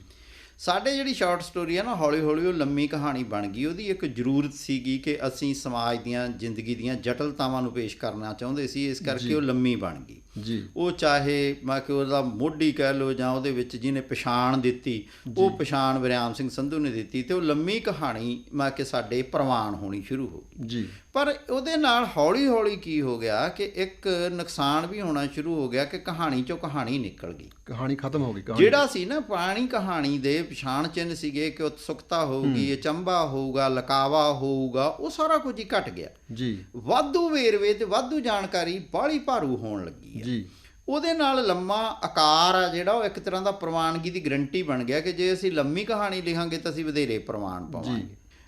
ਪੰਜਾਬੀ ਦਾ ਬੜਾ ਸਮਰੱਥ ਕਹਾਣੀਕਾਰ ਸੀਗਾ ਮਨਿੰਦਰ ਕਾਂਗ, ਚਾਹੇ ਉਹ ਭਾਰ ਹੋਵੇ ਚਾਹੇ ਕੁੱਤੀ ਵਿਹੜਾ ਹੋਵੇ। ਪਰ ਕੁੱਤੀ ਵਿਹੜੇ ਦੇ ਵਿੱਚ ਵਿਸਤਾਰ ਇਸ ਤਰ੍ਹਾਂ ਚਲਿਆ ਜਾਂਦਾ ਹੈ ਕਿ ਜਿਹੜਾ ਜਿਹਨੂੰ ਕਹਿ ਸਕਦੇ ਆ ਕਿ ਕਹਾਣੀ ਉਹ ਇੱਕ ਪੜਾਅ ਤੇ ਜਾ ਕੇ ਉਹ ਭਾਰ ਪਾਠਕ ਨੂੰ ਬੁੱਝਣ ਲੱਗਣ ਲੱਗ ਪੈਂਦਾ ਤੇ ਉਹ ਨਿਬੰਧ ਦਾ ਰੂਪ ਧਾਰਨ ਕਰ ਪੈਂਦਾ, ਕਿਉਂਕਿ ਜਿਹੜੀ ਤੁਹਾਡੇ ਕੋਲੇ ਜਾਣਕਾਰੀ ਹੈ ਤੁਸੀਂ ਜਾਣਕਾਰੀ ਦੇਣੀ ਸ਼ੁਰੂ ਕਰ ਦਿੰਦੇ ਆ, ਬਜਾਏ ਕਿ ਤੁਸੀਂ ਇਹ ਦਰਸਾਓ ਕਿ ਘਟਨਾ ਵਾਪਰ ਕਿਵੇਂ ਰਹੀ ਹੈ ਜੀ। ਪਰ ਇਸ ਦੇ ਬਾਵਜੂਦ ਹੁਣ ਮੈਨੂੰ ਇਹ ਲੱਗਿਆ ਕਿ ਥੋੜਾ ਜਿਹਾ ਫਿਰ ਮੋੜਾ ਪੈਣ ਲੱਗਿਆ ਹੈਗਾ ਜੀ, ਕਿ ਲੰਮੀ ਕਹਾਣੀ ਦੀ ਬਜਾਏ ਕਹਾਣੀ ਦਾ ਜਿਹੜਾ ਵਿਸ਼ਾ ਵਸਤੂ ਤੇ ਕਹਾਣੀ ਦਾ ਜਿਹੜਾ ਕਹਿ ਸਕਦੇ ਹਾਂ ਕਿ ਉਹਦਾ ਘਟਨਾਵੀ ਵਿਵੇਕ ਆ, ਉਹਨੂੰ ਇਸ ਢੰਗ ਨਾਲ ਬੁਣਿਆ ਜਾਣ ਲੱਗਿਆ ਕਿ ਉਹਦੇ ਨਾਲ ਕਹਾਣੀ ਵਿੱਚ ਉਤਸੁਕਤਾ ਵੀ ਰਹੇ। ਮੈਂ ਤਾਂ ਵੈਸੇ ਇਹ ਗੱਲ ਕਹਿ ਸਕਦੇ ਹਾਂ ਕਿ ਕਹਾਣੀ ਦਾ ਪਾਠਕ ਹੋਣ ਕਰਕੇ ਇੱਕ ਸਲਾਹ ਵੀ ਦੇਣੀ ਚਾਹੁੰਦਾ ਹੈ ਕਿ ਕਹਾਣੀ ਦੇ ਵਿੱਚੋਂ ਕਹਾਣੀਕਾਰ ਨਾ ਮਰਨ ਦੇਣ। ਜੇ ਕਹਾਣੀ ਵਿੱਚੋਂ ਕਹਾਣੀ ਮਰ ਗਈ, ਸਿਰਫ ਤੁਸੀਂ ਜਾਣਕਾਰੀ ਦੇ ਦਿੱਤੀ ਤੇ ਉਹਦੇ ਕਿਸੇ ਪਾਤਰ ਦੇ ਦੁਆਲੇ ਜਾਂ ਕਿਸੇ ਦੇ ਪਾਤਰ ਦੇ ਮੂੰਹੋਂ ਜਾਣਕਾਰੀ ਦਵਾ ਦਿੱਤੀ, ਤਾਂ ਉਹ ਫਿਰ ਕਹਾਣੀ ਨਹੀਂ, ਉਹ ਨਿਬੰਧ ਬਣੂਗਾ ਜੀ। ਜਿੱਥੋਂ ਤੱਕ ਗੱਲ ਹੈਗੀ ਆ ਵਿਚਾਰਧਾਰਾ ਦੀ, ਕਿਹੜੀ ਵਿਚਾਰਧਾਰਾ ਦੇ ਪੱਖੋਂ ਇਸ ਵੇਲੇ ਆ, ਪਹਿਲਾਂ ਆਪਾਂ ਵਿਸ਼ਿਆਂ ਦੀ ਗੱਲ ਕੀਤੀ ਸੀ ਕਿ ਵੰਨ-ਸੁਵੰਨਤਾ ਹੈ, ਹੁਣ ਆਪਾਂ ਤਕਨੀਕ ਦੀ ਗੱਲ ਕੀਤੀ ਹੈ। ਜੇ ਆਪਾਂ ਵਿਚਾਰਧਾਰਾ ਦੀ ਗੱਲ ਕਰਨੀ ਹੈ ਨਾ, ਤਾਂ ਮੈਨੂੰ ਇਹ ਲੱਗਦਾ ਹੈਗਾ ਕਿ ਪੰਜਾਬੀ ਜਿਹੜੀ ਕਹਾਣੀ ਹੈ ਜੀ, ਉਹ ਪਿਛਲੇ ਕੁਝ ਸਮਿਆਂ ਤੋਂ ਇੱਕ ਤਾਂ ਇਹ ਕਿ ਕੁਝ ਅਲਾਰ ਘਟੇ ਹੈ ਜੀ। ਪਹਿਲਾਂ ਇੱਕ ਅਲਾਰ ਔਰਤ ਮਰਦ ਸੰਬੰਧਾਂ ਦੇ ਵਿੱਚ ਬਹੁਤ ਜ਼ਿਆਦਾ ਅਲਾਰ ਸੀਗਾ ਜੀ। ਉਸ ਅਲਾਰ ਦੇ ਵਿੱਚ ਹੁਣ ਔਰਤ ਦੀ ਸਥਿਤੀ ਤੇ ਮਰਦ ਦੀ ਸਥਿਤੀ ਨੂੰ ਸਮਝ ਕੇ ਪੇਸ਼ ਹੋਣ ਲੱਗਿਆ ਹੈਗਾ। ਮੈਨੂੰ ਇਹ ਸਿਮਰਨ ਧਾਲੀਵਾਲ ਦੀ ਗੱਲ ਸਹੀ ਲੱਗੀ ਕਿ ਔਰਤ ਤੇ ਮਰਦ ਭਾਵਾਂ ਜੈਂਡਰ ਤਾਂ ਉਹਨਾਂ ਦਾ ਹੁੰਦਾ, ਉਹਨਾਂ ਦਾ ਸੈਕਸ ਤਾਂ ਹੁੰਦਾ, ਪਰ ਜਿਹੜਾ ਲਿਖਦਾ ਜਦੋਂ ਉਹ ਉਸ ਸਮੇਂ ਉਹ ਦੂਸਰੇ ਦੇ ਮਨ ਵਿੱਚ ਵੜ ਕੇ ਲਿਖਦਾ, ਜੈਂਡਰ ਪਾਰ ਹੋ ਜਾਂਦਾ। ਹਾਂ, ਇਸੇ ਤਰ੍ਹਾਂ ਹੀ ਮੈਨੂੰ ਲੱਗਦਾ ਪ੍ਰਵਾਸ ਬਾਰੇ ਵੀ ਨਾ, ਜਿਹੜਾ ਪਹਿਲਾਂ ਵਾਲਾ ਅਦਰੇਵਾਂ ਸੀ ਤੇ ਕਹਿ ਸਕਦੇ ਅਕਹਿਰੇ ਭਾਵਾਂ ਨੂੰ ਪੇਸ਼ ਕਰਦਾ ਸੀਗਾ, ਉਹ ਜੇ ਹਰਪ੍ਰੀਤ ਸੇਖੇ ਦੀ ਜੇ ਤੁਸੀਂ ਦੇਖੋ, ਉਹ ਆਪਣੇ ਪੰਜਾਬੀ ਸੂਟ ਜਾਂ ਜਿਹਦੇ ਵਿੱਚ ਉਹ ਕਿ ਵੀ ਜਿਹੜਾ ਬਿਰਧ ਆਸ਼ਰਮਾਂ ਬਾਰੇ ਜਿਹੜੀ ਕਹਾਣੀ ਹੈ, ਜੇ ਤੁਸੀਂ ਉਹ ਕਹਾਣੀਆਂ ਦੇਖੋ ਤਾਂ ਤੁਹਾਨੂੰ ਲੱਗਦਾ ਕਿ ਇੱਕ ਨਵੇਂ ਪੜਾਅ ਤੇ ਪੰਜਾਬੀ ਕਹਾਣੀ ਜਾ ਰਹੀ ਹੈ। ਮੈਂ ਪੰਜਾਬੀ ਕਹਾਣੀ ਦੇ ਭਵਿੱਖ ਬਾਰੇ ਬਹੁਤ ਆਸਵੰਦ ਹਾਂ ਕਿ ਇਹ ਹੁਣ ਤਕਨੀਕ ਪੱਖੋਂ ਵੀ ਮੁੜ ਜਿਹੜੀ ਕਹਾਣੀ ਹੈ ਉਹਦੇ ਵਿੱਚ ਕਹਾਣੀ ਵੀ ਆਊਗੀ, ਵਿਸ਼ਿਆਂ ਦੀ ਵੰਨ-ਸੁਵੰਨਤਾ ਵੀ ਆਊਗੀ ਤੇ ਉਹਨਾਂ ਵਿਸ਼ਿਆਂ ਨੂੰ ਨਵੇਂ ਨਜ਼ਰੀਏ ਤੋਂ ਵੇਖਿਆ ਜਾਣਾ ਵੀ ਸ਼ੁਰੂ ਹੋਵੇਗਾ ਜੀ। ਬਹੁਤ ਵਧੀਆ। ਤੇ ਅਸੀਂ ਪੰਜਾਬੀ ਕਹਾਣੀ ਦੇ ਲਈ ਇਸੇ ਤਰ੍ਹਾਂ ਆਸਵੰਦ ਹਾਂ, ਕਿਉਂਕਿ ਹੁਣ ਜਿਹੜਾ ਕਹਾਣੀ ਦਾ ਇਸ ਵੇਲੇ ਦੌਰ ਹੈ ਕਿ ਇਹ ਚੌਥੇ ਪੜਾਅ ਦੀ ਕਹਾਣੀ ਦੀ ਸਿਖਰਲੀ ਸਥਿਤੀ ਹੈ ਤੇ ਸਾਡੇ ਸਾਹਮਣੇ ਚੌਥੇ ਪੜਾਅ ਦੀ ਕਹਾਣੀ ਦੇ ਅਜਮੇਰ ਸਿੱਧੂ ਜੀ ਅਹਿਮ ਹਸਤਾਖਰ ਬੈਠੇ ਹਨ। ਮੇਰਾ ਅਗਲਾ ਜਿਹੜੀ ਹੈ ਗੱਲਬਾਤ ਦਾ ਵਿਸ਼ਾ ਉਹ ਇਸੇ ਸੰਦਰਭ ਦੇ ਵਿੱਚ ਹੈ ਕਿ ਚੌਥੇ ਪੜਾਅ ਦੀ ਕਹਾਣੀ ਨੂੰ ਸਿੱਧੂ ਸਾਹਿਬ ਤੁਸੀਂ ਕਿਸ ਤਰ੍ਹਾਂ ਦੇਖਦੇ ਹੋ ਕਿ ਇਸ ਵੇਲੇ ਕੀ ਸੱਚਮੁੱਚ ਉਹ ਕਹਾਣੀਕਾਰ ਇੱਕ ਖੜੋਤ ਵਿੱਚ ਹਨ, ਜਿਹੜੇ ਕਹਾਣੀਕਾਰ ਇੱਕ ਪੂਰੇ ਵੇਗ ਦੇ ਵਿੱਚ 1990-95 ਤੋਂ ਬਾਅਦ ਤੁਹਾਡੇ ਸਮੇਤ ਇਸ ਕਥਾ ਪਰੰਪਰਾ ਦੇ ਵਿੱਚ ਸ਼ਾਮਲ ਹੁੰਦੇ ਸਨ? ਕੀ ਕਹਾਣੀ ਸੱਚਮੁੱਚ ਇੱਕ ਨਵਾਂ ਮੋੜਾ ਕੱਟ ਰਹੀ ਹੈ? ਜਿਵੇਂ ਬਰਾੜ ਸਾਹਿਬ ਨੇ ਦੱਸਿਆ ਕਿ ਪ੍ਰਵਾਸੀ ਕਹਾਣੀ ਹੁਣ ਰਵਾਇਤੀ ਮੁੱਦਿਆਂ ਤੋਂ ਪਾਰ ਜਾ ਰਹੀ ਹੈ, ਇੱਥੋਂ ਦੀ ਕਹਾਣੀ ਦਾ ਕੀ ਤੁਹਾਨੂੰ ਰੁਝਾਨ ਜਾਪਦੇ ਹਨ? ਦੇਖੋ, ਤਬਦੀਲੀ ਤਾਂ ਹਰ ਵਾਰੀ ਆਣੀ ਹੁੰਦੀ ਆ, ਇਹ ਤਾਂ ਕੁਦਰਤ ਦਾ ਨਿਯਮ ਹੈਗਾ ਆ। ਜਦੋਂ ਮਤਲਬ ਇਹ ਚੌਥੇ ਪੜਾਅ ਨੇ ਕਹਾਣੀ ਸ਼ੁਰੂ ਕੀਤੀ ਆ, ਉਸ ਵੇਲੇ ਉਹਨੇ ਵਿਸ਼ਿਆਂ ਦੇ ਲੈਵਲ ਤੇ ਔਰ ਤਕਨੀਕ ਤੇ ਯੁਕਤਾਂ ਤੇ ਮਤਲਬ ਹਰ ਪੱਧਰ ਤੇ ਯਤਨ ਕੀਤੇ ਹੈਗੇ ਆ ਵੀ ਕਹਾਣੀ ਦੇ ਵਿੱਚ ਨਵਾਂਪਣ ਆਵੇ। ਤੁਸੀਂ ਸਾਰਿਆਂ ਨੇ, ਲੋਚਕਾਂ ਨੇ ਨਵੀਂ ਪੰਜਾਬੀ ਕਹਾਣੀ ਦਾ ਉਹਨੂੰ ਨਾਂ ਵੀ ਦਿੱਤਾ ਹੈਗਾ ਆ। ਤੇ ਇਹਦੇ ਉੱਤੇ ਬੜਾ ਅੱਛਾ ਕੰਮ ਹੋਇਆ ਆ। ਬੜੀ ਮਤਲਬ ਜੇ ਅਸੀਂ ਪਹਿਲੀਆਂ ਪੀੜ੍ਹੀਆਂ ਦੇ ਮੁਕਾਬਲੇ ਦੇ ਦੇਖਦੇ ਹਾਂ, ਗਿਣਤੀ ਪੱਖੋਂ ਤੇ ਗੁਣਾਤਮਕ ਪੱਖੋਂ ਵਧੀਆ ਕਹਾਣੀਆਂ ਲਿਖੀਆਂ ਗਈਆਂ, ਲੇਕਿਨ ਹੋਇਆ ਇਹ ਵੀ ਉਹਨਾਂ ਇਸ ਕਹਾਣੀ ਤੇ ਆਲੋਚਨਾ ਦਾ ਕੰਮ ਨਹੀਂ ਹੋ ਸਕਿਆ, ਉਹਦਾ ਉਹਨਾਂ ਨੋਟਸ ਨਹੀਂ ਲਿਆ ਗਿਆ। ਤੇ ਹੁਣ ਜਿਹੜਾ ਮਤਲਬ ਕਹਾਣੀ ਮੈਂ ਜਦੋਂ ਨਿਗਾਹ ਮਾਰਦਾ ਆ ਵੀ ਇੱਕ ਸਟੇਜ ਤੇ ਆ ਕੇ ਕਹਾਣੀ 'ਚ ਖੜੋਤ ਆਈ ਆ ਜੀ। ਔਰ ਜਿਹੜੇ ਮੇਰੇ ਸਮਕਾਲੀ ਜਾਂ ਮੈਂ ਵੀ ਉਹਨਾਂ ਦੇ ਸਮੇਤ ਅਸੀਂ ਬੇਸ਼ੱਕ ਯਤਨ ਵੀ ਕਰ ਰਹੇ ਹਾਂ ਕਹਾਣੀ ਦਾ, ਪਰ ਮੈਨੂੰ ਐਂ ਲੱਗ ਰਿਹਾ ਹੈਗਾ ਆ ਵੀ ਜਿਸ ਰਫਤਾਰ ਨਾਲ ਪਹਿਲਾਂ ਬੜੀਆਂ ਖੂਬਸੂਰਤ ਕਹਾਣੀਆਂ ਲਿਖੀਆਂ ਗਈਆਂ ਆ ਉਹਦੇ ਵਿੱਚ ਮਤਲਬ ਖੜੋਤ ਆਈ ਆ। ਤੇ ਜਿਹੜੇ ਨਵੇਂ ਕੁਝ ਕਹਾਣੀਕਾਰ ਆਏ ਆ ਜੀ, ਉਹਨਾਂ ਕੋਲੋਂ ਕੋਈ ਨਵੀਆਂ ਬਹੁਤ ਵੱਡੀਆਂ ਤਬਦੀਲੀਆਂ ਦੇਖਣ ਨੂੰ ਮਿਲ ਨਹੀਂ ਰਹੀਆਂ ਹੈਗੀਆਂ, ਜਿਹੜੀਆਂ ਜਿਵੇਂ ਹੁਣ ਪਹਿਲੀ ਦੂਜੀ ਤੀਜੀ ਪੀੜ੍ਹੀ ਦੇ ਮੁਕਾਬਲੇ ਕੁਝ ਚੌਥੀ ਪੀੜ੍ਹੀ ਵਾਲਿਆਂ ਨੇ ਕੀਤੀਆਂ ਸੀਗੀਆਂ। ਮਤਲਬ ਕੋਈ ਤਿੱਖਾ ਬਦਲਾਅ ਨਹੀਂ ਦੇਖਣ ਨੂੰ ਮਿਲਿਆ। ਹਾਂ, ਵੱਡਾ ਨਹੀਂ ਹੈਗਾ। ਉਹ ਵੀ ਲਗਭਗ ਜਿਸ ਤਰ੍ਹਾਂ ਦੀ ਚੌਥੇ ਪੜਾਅ ਵਾਲਿਆਂ ਨੇ ਕਹਾਣੀ ਲਿਖੀ ਹੈ ਉਸ ਕਿਸਮ ਦੀ ਹੀ ਕਹਾਣੀ ਨੂੰ ਦੁਹਰਾ ਰਹੇ ਹੈਗੇ ਆ। ਤੇ ਹੁਣ ਵੇਖੋ ਇਹ ਸਮੇਂ ਤੇ ਡਿਪੈਂਡ ਆ ਕਿਸ ਤਰ੍ਹਾਂ ਦੀਆਂ ਰਾਜਨੀਤਿਕ ਸਮਾਜਿਕ ਤਬਦੀਲੀਆਂ ਆਉਣੀਆਂ, ਉਹਦੇ ਵਿੱਚੋਂ ਹੀ ਮੈਨੂੰ ਲੱਗਦਾ ਕਈ ਵਾਰ ਆਪਾਂ ਨੂੰ ਸਮਝਣ ਨੂੰ ਟਾਈਮ ਲੱਗ ਜਾਂਦਾ। ਜਦੋਂ 91 ਤੋਂ ਬਾਅਦ ਰਸ਼ੀਆ ਟੁੱਟਿਆ ਸੀਗਾ ਜੀ, ਉਸ ਵੇਲੇ ਵਿਸ਼ਵੀਕਰਨ ਦਾ ਇੱਕ ਦੌਰ ਆਇਆ। ਵਿਸ਼ਵੀਕਰਨ ਦੇ ਦੌਰ ਦੇ ਵਿੱਚ ਸਾਨੂੰ ਵੱਡੇ ਵੱਡੇ ਸੁਪਨੇ ਦਿਖਾ ਦਿੱਤੇ ਗਏ ਤੇ ਅਸੀਂ ਉਹ ਕਹਾਣੀ ਨੂੰ ਫੜ ਰਹੇ ਸੀਗੇ ਔਰ ਉਹ ਵਿਸ਼ਵੀਕਰਨ ਨੇ ਬੜਾ ਸੁਪਨੇ ਦਿੱਤੇ, ਲੇਕਿਨ ਉਹ ਸੁਪਨੇ ਤੜਕੇ। ਤੇ ਮੇਰੇ ਵਰਗੇ ਉੱਠ ਕੇ ਅਵਾਨ ਲੀਗ ਦੀ ਦੂਜੀ ਮੌਤ ਵਰਗੀ ਕਹਾਣੀ ਲਿਖਣ ਲੱਗ ਪਿਆ, ਖੁਸ਼ਕ ਅੱਖ ਦਾ ਖਾਬ ਲਿਖਣ ਲੱਗ ਪਏ, ਮਤਲਬ ਖੂਹ ਗਿਣਦਾ ਹੈ ਵਰਗੀਆਂ ਕਹਾਣੀਆਂ ਅਸੀਂ ਲਿਖਣ ਲੱਗ ਪਏ, ਸ਼ਾਇਦ ਰਮੀ ਮਾਂਜਾ ਵਰਗੀਆਂ ਕਹਾਣੀਆਂ ਲਿਖੀਆਂ। ਉਸ ਸਿਸਟਮ ਨੂੰ ਮੈਂ ਮਤਲਬ ਅਸੀਂ ਸਮਝ ਲਿਆ ਸੀ ਕਹਾਣੀਕਾਰਾਂ ਨੇ। ਹੁਣ ਮੁੜ ਕੇ ਆਹ ਜਿਹੜਾ 20 ਸਾਲ ਦਾ ਪੀਰੀਅਡ ਆ ਇਹ 'ਚ ਹੋਰ ਬਹੁਤ ਵੱਡੇ ਪੱਧਰ ਤੇ ਬਦਲਾਅ ਆਏ ਆ ਤੇ ਉਹ ਬਦਲਾਵਾਂ ਨੂੰ ਮੈਨੂੰ ਲੱਗਦਾ ਫੰਡ ਦੇ ਲਈ ਅਜੇ ਸਟੱਡੀ ਕਰਨਾ ਪੈਣਾ ਆ। ਤੇ ਜਦੋਂ ਵੀ ਪੰਜਾਬੀ ਕਹਾਣੀਕਾਰਾਂ ਨੇ ਉਹਨਾਂ ਨੂੰ ਸਟੱਡੀ ਕਰ ਲਿਆ ਤੇ ਉਹ ਆਪਣੀਆਂ ਕਹਾਣੀਆਂ ਵਿੱਚ ਨਵਾਂਪਣ ਲੈ ਕੇ ਆਉਣਗੇ, ਇਹ ਮੈਨੂੰ ਪੂਰੀ ਆਸ ਹੈ ਜੀ। ਕਹਿਣ ਤੋਂ ਭਾਵ ਹੈ ਕਿ ਨਵਾਂ ਹਜੇ ਕੋਈ ਤਿੱਖਾ ਤੇ ਕੋਈ ਕੂਣੀ ਮੋੜ ਕਹਾਣੀ ਦੇ ਵਿੱਚ ਕੋਈ ਦਿਖਾਈ ਨਹੀਂ ਦੇ ਰਿਹਾ ਹੈਗਾ, ਯਾਨੀ ਕਿ ਪਹਿਲੀਆਂ ਦੇ ਮੁਕਾਬਲੇ ਜਿਸ ਤਰ੍ਹਾਂ ਦੀਆਂ ਪਹਿਲੀਆਂ ਬੜੀਆਂ ਜਾਨਦਾਰ ਸਾਡੇ ਕੋਲ ਕਹਾਣੀਆਂ ਹੈਗੀਆਂ ਨੇ, ਹੁਣ ਇਹਨਾਂ ਸਾਲਾਂ 5-7 ਸਾਲਾਂ ਦੇ ਵਿੱਚ ਕੋਈ ਵੱਡੇ ਪੱਧਰ ਤੇ ਨਹੀਂ ਦਿਖ ਰਹੀਆਂ ਹੈਗੀਆਂ। ਉਹਦਾ ਮੈਨੂੰ ਇਹੀ ਕਾਰਨ ਲੱਗਦਾ ਵੀ ਅਸੀਂ ਅਜੇ ਉਸ ਸਮੇਂ ਨੂੰ ਸਥਿਤੀਆਂ ਨੂੰ ਭਾਂਪ ਰਹੇ ਹਾਂ, ਸਮਝ ਰਹੇ ਹਾਂ। ਤੇ ਜਦੋਂ ਵੀ ਕਿਸੇ ਦੇ ਉਹ ਗੇੜ 'ਚ ਆ ਗਈਆਂ ਜਾਂ ਉਹ ਨਵੀਂ ਪੀੜ੍ਹੀ ਦੇ ਗੇੜ 'ਚ ਆ ਗਈਆਂ, ਨਵਿਆਂ ਦੇ ਆਣੀਆਂ ਹੁੰਦੀਆਂ ਤੇ ਉਹ ਜ਼ਰੂਰ ਕੋਈ ਨਾ ਕੋਈ ਤਬਦੀਲੀ ਲੈ ਕੇ ਆਉਣਗੇ। ਜੀ, ਠੀਕ ਹੈ। ਧਾਲੀਵਾਲ ਸਾਹਿਬ, ਤੁਸੀਂ 2 ਤੁਹਾਡੀਆਂ ਪੁਸਤਕਾਂ ਕਹਾਣੀ ਸੰਗ੍ਰਹਿ ਆ ਚੁੱਕੇ ਨੇ ਤੇ ਸਮੁੱਚੇ ਤੌਰ ਤੇ ਜਿਹੜੀ ਤੁਹਾਡੀ ਕਹਾਣੀ ਹੈ ਉਹਦੇ ਬਾਰੇ ਮੇਰੀ ਵੀ ਤੇ ਪਾਠਕਾਂ ਦੀ ਵੀ ਇੱਕ ਰਾਏ ਹੈ ਕਿ ਉਹ ਕਹਾਣੀ ਜਿਹੜੀ ਜ਼ਿੰਦਗੀ ਲਈ ਖਾਸ ਕਿਸਮ ਦਾ ਇੱਕ ਨਜ਼ਰੀਆ ਰੱਖਦੀ ਹੈ। ਜਿਵੇਂ ਕਿ ਮਨੁੱਖ ਦੀ ਜਿਹੜੇ ਸੁਭਾਅ ਦੇ ਉੱਪਰ ਟਿਕਿਆ ਹੋਇਆ ਬਿਰਤਾਂਤ ਹੈ ਨਾ, ਉਹ ਤੁਹਾਡੀ ਕਹਾਣੀ ਵਿੱਚ ਬਹੁਤ ਭਾਰੂ ਹੈ। ਤੁਹਾਡੀ ਕਹਾਣੀ ਦਾ ਅਸਲ ਵਿੱਚ ਵਿਚਾਰਧਾਰਕ ਜਿਹੜਾ ਨੁਕਤਾ ਹੈ ਉਹ ਬੇਸ਼ੱਕ ਨੁਕਤੇ ਕਹਾਣੀ ਦੇ ਵਿੱਚ ਥਾਂ ਖਿੰਡੇ ਹੁੰਦੇ ਨੇ। ਤੁਸੀਂ ਕੀ ਨਜ਼ਰੀਆ ਰੱਖਦੇ ਹੋ ਜ਼ਿੰਦਗੀ ਦੇ ਪ੍ਰਤੀ ਜਿਹੜਾ ਕੋਈ ਕਹਾਣੀ ਦੇ ਵਿੱਚੋਂ ਤੁਸੀਂ ਪ੍ਰਗਟਾਉਣਾ ਚਾਹੁੰਦੇ ਹੋ? ਮੈਂ ਮੇਰੀਆਂ ਕਹਾਣੀਆਂ ਦੇ ਵਿੱਚ ਨਾ ਹਮੇਸ਼ਾ ਇਸ ਤਰ੍ਹਾਂ ਦੀ ਗੱਲ ਕਰਨ ਦੀ ਕੋਸ਼ਿਸ਼ ਕੀਤੀ ਕਿ ਜਿਹੜੀ ਮਨੁੱਖ ਦੀ ਸੰਵੇਦਨਾ, ਬੰਦੇ ਦਾ ਜਿਹੜਾ ਬੰਦਾ ਹੋਣਾ, ਬੰਦੇ ਦੇ ਬੰਦੇ ਹੋਣ ਪਿੱਛੇ ਉਹਦੀ ਬੰਦਿਆਈ ਦੀ ਜਦੋਂ ਅਸੀਂ ਗੱਲ ਕਰਦੇ ਹਾਂ, ਉਹ ਵੱਡਾ ਤੱਤ ਆ ਵੀ ਉਹ ਜਿਉਂਦਾ ਰਹਿਣਾ ਚਾਹੀਦਾ। ਕਿਉਂਕਿ ਅਸੀਂ ਜਿਹੜੇ ਦੌਰ 'ਚੋਂ ਗੁਜ਼ਰ ਰਹੇ ਹਾਂ ਬੜਾ ਟੇਢਾ ਜਿਹਾ ਦੌਰ ਆ, ਹੈ ਨਾ। ਸੋਸ਼ਲ ਮੀਡੀਆ ਨੇ ਬਹੁਤ ਵੱਡੀ ਸਪੇਸ ਸਾਡੀ ਜ਼ਿੰਦਗੀ 'ਚ ਮੰਨ ਲਈ ਆ ਕਿ ਬੰਦਾ ਬੰਦੇ ਨਾਲੋਂ ਟੁੱਟੀ ਜਾ ਰਿਹਾ।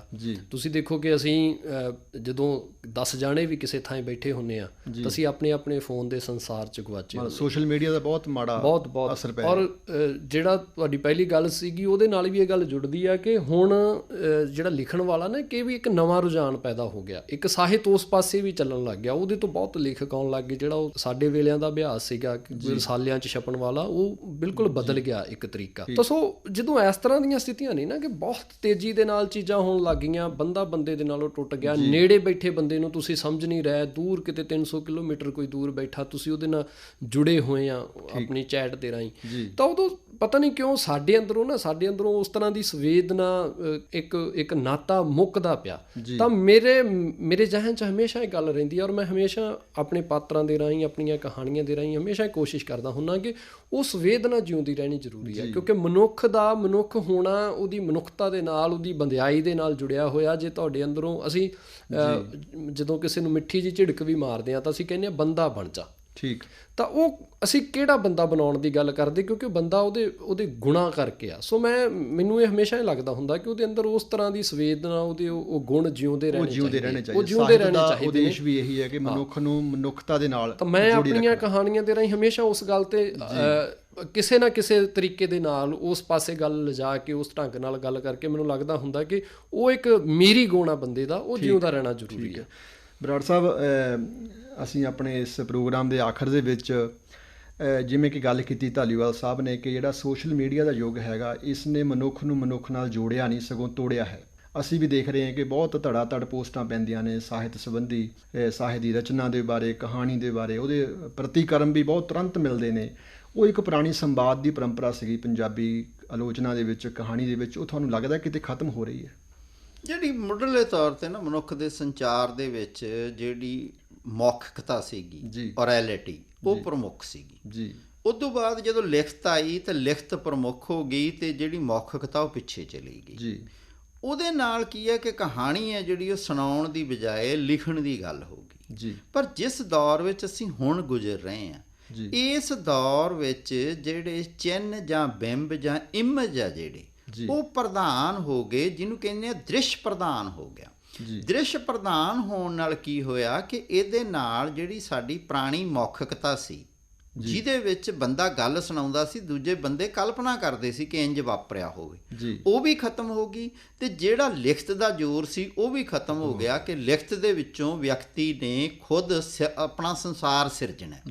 ਹੁਣ ਤੁਹਾਡੇ ਸਾਹਮਣੇ ਕਲਪਨਾ ਨੂੰ ਥਾਂ ਨਹੀਂ ਛੱਡਿਆ ਜਾਂਦਾ। ਜਿਹੜੇ ਟੀਵੀ ਸੀਰੀਅਲ, ਫਿਲਮਾਂ ਨੇ ਜਾਂ ਮੋਬਾਈਲ ਉੱਪਰ ਪਈਆਂ ਰੀਲਾਂ ਨੇ, ਉਹਨਾਂ ਨੇ ਮਨੁੱਖ ਦਾ ਜਿਹੜਾ ਕਹਾਣੀ ਨੂੰ ਮਾਨਣ ਦਾ, ਸੁਣਾਉਣ ਦਾ ਤੇ ਉਹਦੇ ਵਿੱਚ ਜਿਹੜਾ ਅਰਥ ਪਜਾਉਣ ਦਾ ਤੇ ਜਿਹੜੇ ਉਹਦੇ ਵਿਚਾਰਧਾਰਕ ਅਰਥ ਸੀ ਉਹ ਬਦਲ ਦਿੱਤੇ ਤੇ ਆਨੰਦ ਵੀ ਖਤਮ ਕਰ ਦਿੱਤਾ। ਉਹਦੇ ਵਿੱਚੋਂ ਆਨੰਦ ਵੀ ਉਹਦਾ ਖਤਮ ਕਰਤਾ, ਜਾਂ ਕਹਿ ਲਓ ਕਿ ਇੱਕ ਵੱਖਰੇ ਕਿਸਮ ਦਾ ਆਨੰਦ ਪੈਦਾ ਕਰ ਦਿੱਤਾ। ਮੈਂ ਇੱਕ ਦਿਸ਼ਾ ਦੇ ਵੱਲ ਤੁਹਾਡਾ ਸੰਕੇਤ ਕਰਾਉਣਾ ਚਾਹੁੰਦਾ ਕਿ ਜਿਹੜਾ ਬੜਾ ਖਤਰਨਾਕ ਹੈਗਾ, ਉਹ ਖਤਰਨਾਕ ਇਹ ਹੈ ਕਿ ਪਹਿਲਾਂ ਕਹਾਣੀ ਸਿਰਜੀ ਜਾਂਦੀ ਸੀਗੀ, ਉਸ ਕਹਾਣੀ ਤੇ ਫਿਲਮਾਂ ਬਣਦੀਆਂ ਸੀ, ਉਸ ਕਹਾਣੀ ਤੇ ਸੀਰੀਅਲ ਬਣਦੇ ਸੀਗੇ। ਮੈਨੂੰ ਇਹ ਦੁੱਖ ਨਾਲ ਕਹਿਣਾ ਪੈਂਦਾ ਕਿ ਪੰਜਾਬੀ ਦੇ ਜਿਹੜੇ ਕੁਝ ਕਹਾਣੀਕਾਰ ਆ, ਉਹ ਨੈਟਫਲਿਕਸ ਤੇ ਪਏ ਹੋਏ ਸੀਰੀਅਲਾਂ ਨੂੰ ਕਹਾਣੀ ਚ ਢਾਲ ਰਹੇ ਆ, ਉਲਟਾ ਪੱਖ ਹੋ ਰਿਹਾ। ਇਹ ਜਿਹੜਾ ਕੰਮ ਹੈਗਾ ਨਾ, ਉੱਥੇ ਧਿਆਨ ਦੇਣ ਦਾ ਨੁਕਤਾ ਹੈਗਾ ਕਿ ਦੇਖੋ, ਕਥਾ ਹੈ ਜਿਹੜੀ ਉਹ ਮਨੁੱਖ ਨੂੰ 3 ਚੀਜ਼ਾਂ ਦਿੰਦੀ ਹੈ। ਇੱਕ ਜਿਹੜੀ ਕਥਾ ਹੈਗੀ ਆ, ਉਹ ਮਨੁੱਖ ਨੂੰ ਖੁਦ ਨੂੰ ਸੰਗਠਿਤ ਕਰਦੀ ਹੈ। ਦੂਸਰਾ ਜਿਹੜਾ ਹੈਗਾ ਕਿ ਉਹਦੀ ਜ਼ਿੰਦਗੀ ਨੂੰ ਅਰਥ ਦਿੰਦੀ ਹੈ, ਬਾਹਰ ਵਰਤੀ ਜ਼ਿੰਦਗੀ ਨੂੰ ਅਰਥ ਦਿੰਦੀ। ਤੀਜਾ ਹੈ ਕਿ ਕੋਈ ਉਹ ਮੈਸੇਜ, ਸੰਦੇਸ਼ ਦਿੰਦੀ ਹੈ।